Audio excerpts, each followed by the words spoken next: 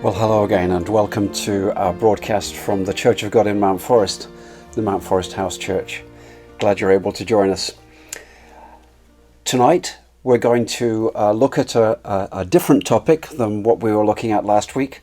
Last week Chris Seddon was talking to us about the need for unity among Christians. And the lack of unity is just one of the problems that can occur in Christian churches. If you go to the book of Revelation, the last book in the Bible, you'll find in the early chapters accounts of problems in various churches. It can be quite instructive, even though some of the aspects about that book of Revelation are difficult to understand. Some of the things that are said to those churches by the Lord Jesus himself are very easy to understand, and they have inescapable lessons for us. Warnings galore about things we should want to avoid in our Christian experience, and other things that we should do if we've made a mistake, how to correct it, and what to aim for. So such a lot to learn from those accounts, and we're going to look at that in our talk tonight. The talk is provided by Martin Jones. He's in the Church of God in Hamilton, but he came up to Mount Forest so that he could speak to teenagers who were meeting at a camp, Mount Forest camp, that we strongly support. And he was talking to them from the early chapters of the book of Revelation, and he was using video material that he would show to the teens in the morning, and then in the evening, after they had a great day at camp, they would come back to the subject and he would give them some lessons from those passages that they'd read about those early churches in the book of Revelation. So we want to share one of his talks that he gave to the teens at our teen camp this fall, and we hope that you enjoy the talk. He's going to talk about the need to avoid complacency and the fact that, in contrast, zeal should be what people see in us, that we should really be on fire to exhibit our Christianity in a real way. No complacency. And I was just thinking that if you ever tried to learn a foreign language, there's no room for complacency in that task. You've really got to stick at it and you've got to give it your best. Otherwise, you wouldn't be able to master another language, unless you're one of those rare people for which fluency is an easily achieved goal. But if you're like me, there's no room for complacency in language learning. Now, I just want to mention to you that after the talk by Martin Jones, we're going to be able to listen to some singing that again was done by young people. But the song that they're going to sing, it's almost these days as though it's in a foreign language, because it uses thee and thou and the language that goes along with those words, the old English language. But a lot of really good hymns were written when that old English language was the current way of speaking.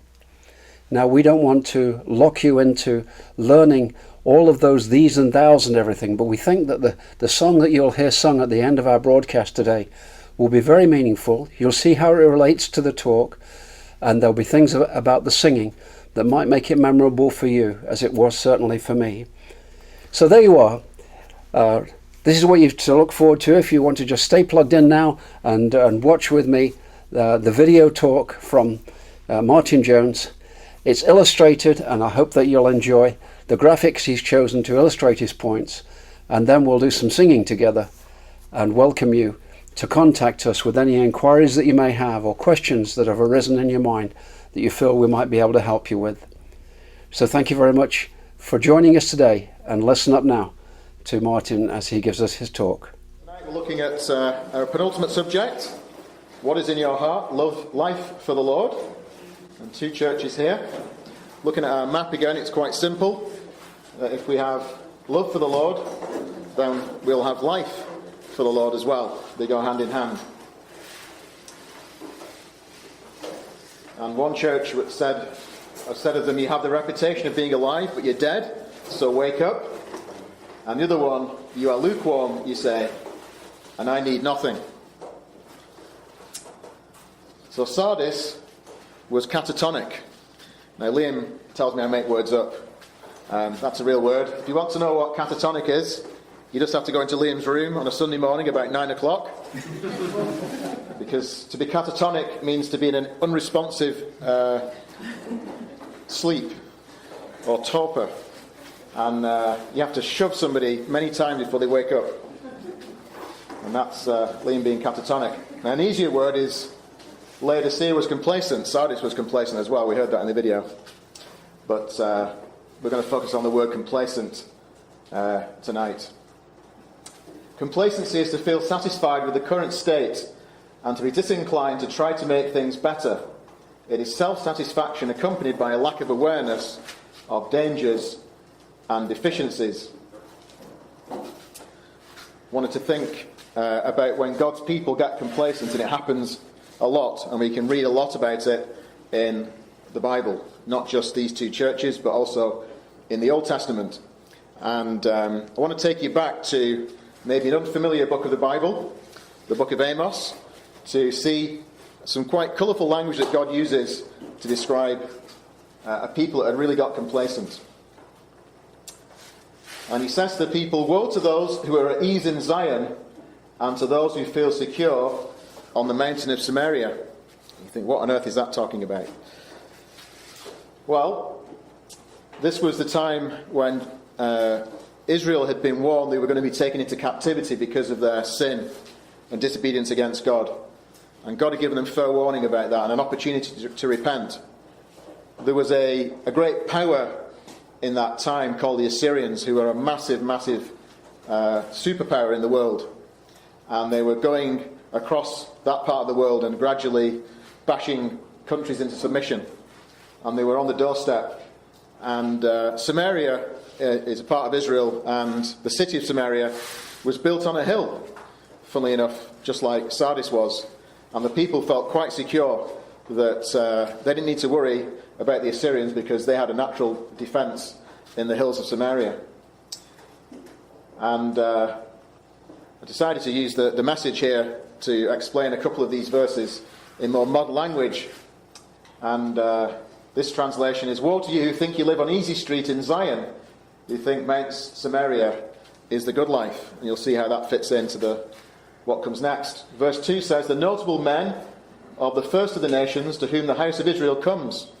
So Amos is speaking to the leaders of the people in Samaria, who think that they're the big cheeses of the most important nation on earth. And they're the people that the rest of Israel comes for guidance. And the message says that you assume you're at the top of the heap, and you've been voted the number one best place to live. Well, wake up and look around. So just like Sardis was told to wake up, so were the people of Samaria. And then Amos goes on to say, God goes on to say, "Woe to those who lie on beds of ivory and stretch themselves out on their couches." Ivory is something that's been banned, of course, to make furniture out of ivory these days because of the damage to the elephant population. But for thousands of years it's been a luxury item, very, very expensive to buy. And to have a bed made of ivory must have cost a fortune. And they were stretching themselves out on their couches. And that's really the opposite of what we're thinking about stretching out in prayer. They were stretching out on their couches and just lounging around. And then God says, you're eating lamb from the flock and calves from the midst of the stall. And that doesn't sound unusual. Ben and I were just talking today how much we enjoy lamb and lamb curries and things like that. The problem here was that back in those days, people didn't tend to eat lambs and calves because they wanted to wait until the animals were old. They had served their purpose. They had produced more offspring. They had produced milk. And it was at the end of their lives that they were slaughtered to provide meat. It was really very wasteful to kill a lamb in its prime with all its years of production ahead of him or her. And the calves as well, prevented from becoming bulls or cows and producing so much for them. And they were just decadent, just saying, we've got plenty of these, we're just going to have one of these every day. And what was even worse was, of course, these were the animals, certainly the lambs in particular, were what was normally sacrificed to God. And so they didn't care about that. They were just worried about eating as much as they possibly could. I like this one. And they were singing idle songs to the sound of the harp, and like David, invent for themselves instruments of music. Did you know David was an instrument maker? God tells us that in this chapter. And I like to think of these people lounging around and they're just twiddling away, and they say, hey, if I do this, it goes bing! And if I do that, it goes bong! Oh, wow. That's really cool. And they just sat around, making up ditties and songs and new noises and stuff. And meanwhile, the Assyrians are getting ever nearer day by day and, on the doorstep. And this is what these guys are doing. Completely complacent. And it gets worse. They drink wine in bowls and anoint themselves with the finest oils. Now, I understand that the Greeks used to drink wine in bowls so that they could drink more of it at a time. And then they made themselves sick so they could drink more. I'm not sure if that was what these guys were doing, but you've got to be a pretty serious alcoholic to start drinking wine in bowls. And anoint themselves with the finest oils. And the message says, woe to those addicted to feeling good, life without pain. And those obsessed with looking good, life without wrinkles. And some of us have lost that battle a long time ago, but never mind. And God says, these people have got the focus all wrong. They're not grieving over the ruin of Joseph, so one of God's names for Israel. Therefore, they shall now be the first of those who go into exile. So judgment is coming on those leaders who put themselves first. They're going to be the ones that get dragged off first in the procession of the Assyrians for them being abducted and taken out of Israel. And of course, as we read the story of the Old Testament, that's exactly what happened. God says they couldn't care less about their country going to ruin. So a very, very dramatic picture here that God's painting of complacency in God's people and the judgment that was coming.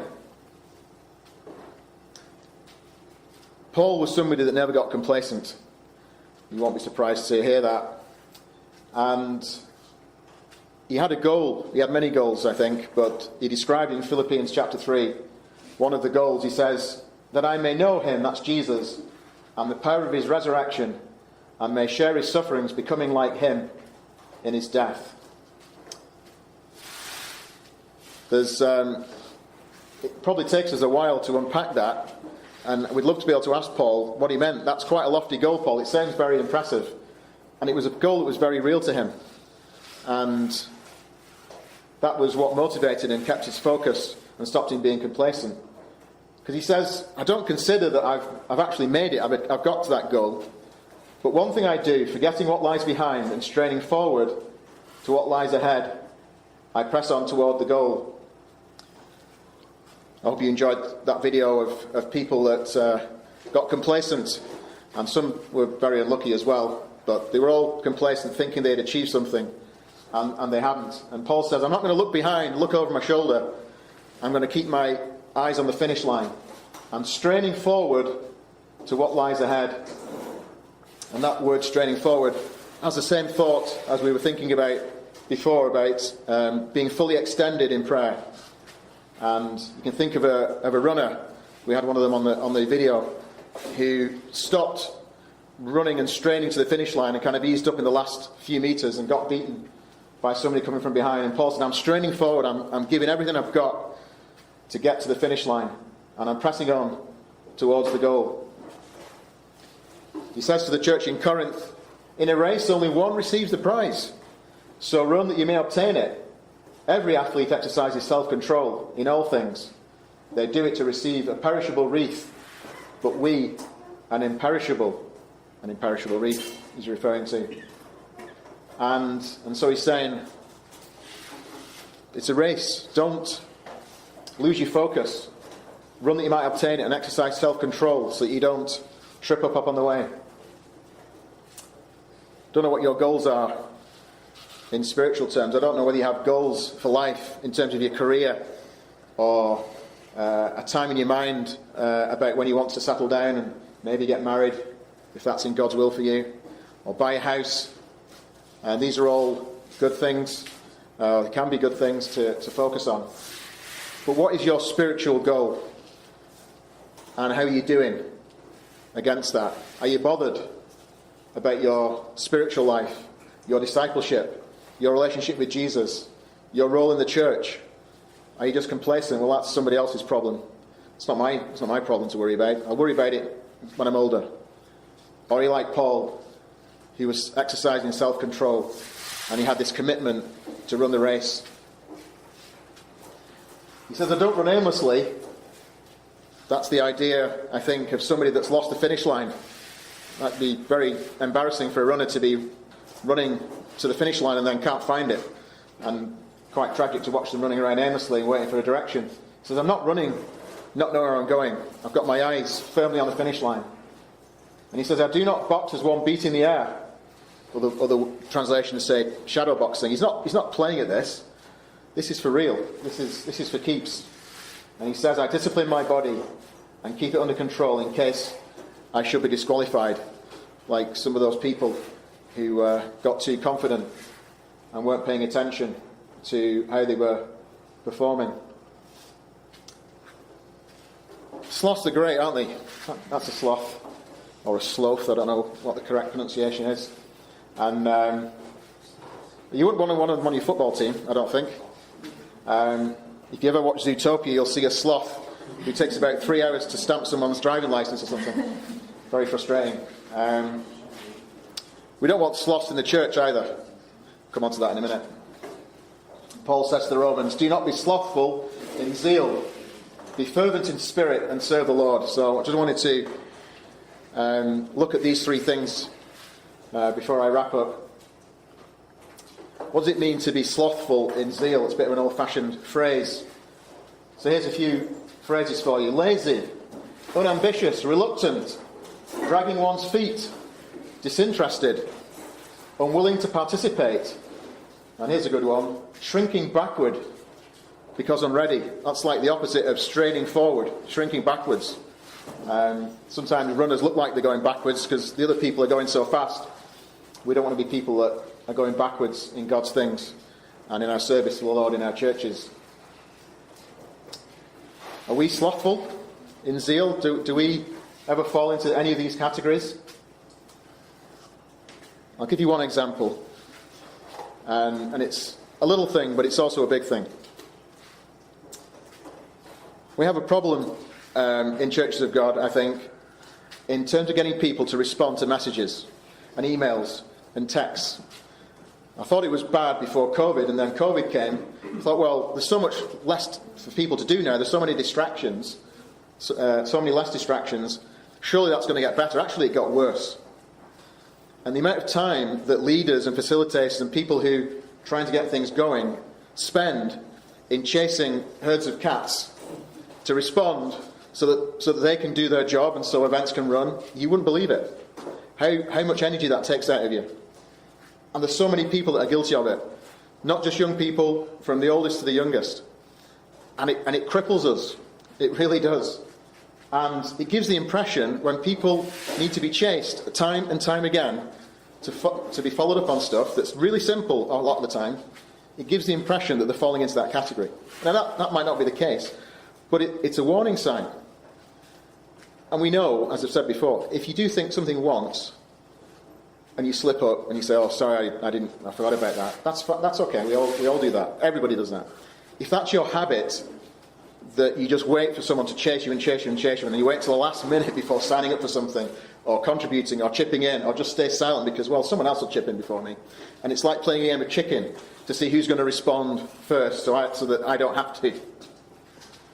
It's a small thing, but when we're talking about service together in churches of God, it's crippling us. I mean that seriously. It's sapping out so much energy out of people who are trying to get things going. So, if that's the only thing you take away from this little message, it's when you get a message from somebody, please make an effort to respond to it. And when you're asked to do something, just do it the first time, as best as you can, because that is just going to free up so much energy for people to do what God has called them to do. Right. Rant and sermon over. I'm allowed one rant per week, so that was it. Being fervent in spirit is the opposite, as you might expect. And it's about bubbling over. We're back to temperature again. And it's a bubbling over because it's hot enough to boil. And It's about being passionate. It's about being deeply committed. It's about setting your heart on something and carrying it out. That's what God is looking for. That's what we're looking for. That's what we desperately need. People in churches of God who are fervent in spirit. That they're just on fire for God. And that comes out in their service. And their energy levels are high in terms of their service in their local church and in the wider churches and in the churches of God. Our churches across the world are growing fast. They are growing fast in many countries of the world. And our resource base to support that growth isn't growing to anywhere near the same degree. And so we all need to be fervent, and not lukewarm, but be fervent in spirit. And that fervency will be infectious, and it will cause other people to be fervent as well. Finally, serve the Lord. The word to serve is actually a word for a slave. To serve as a slave, having all personal ownership rights assigned to the owner. If we could get that thought in our mind, that might help us with our complacency. Because it's Jesus that we're serving ultimately when we talk about service in the church. It's service for others, for sure, but it's actually service for the Lord. And He has bought us. When He died on Calvary, He bought us with a great price, and we are His. We're His slaves, and He's a good master, but He expects us to work for Him as well, and we should do it out of love. Paul said, I have fought the fight, I have finished the race, I have kept the faith. There are no embarrassing YouTube videos about the Apostle Paul, I believe. If you find one, let me know. But he finished the race. He won the fight. And he died probably a martyr. That's what tradition tells us. And he never got complacent. And he paid the ultimate price because he was fervent for his master and was prepared to die for him. And I pray that we will be people that are like Paul, that set goals for ourselves and are committed to service in our church, that inspires other people to similar service, and that we do that for the rest of our lives. Lord Jesus, is my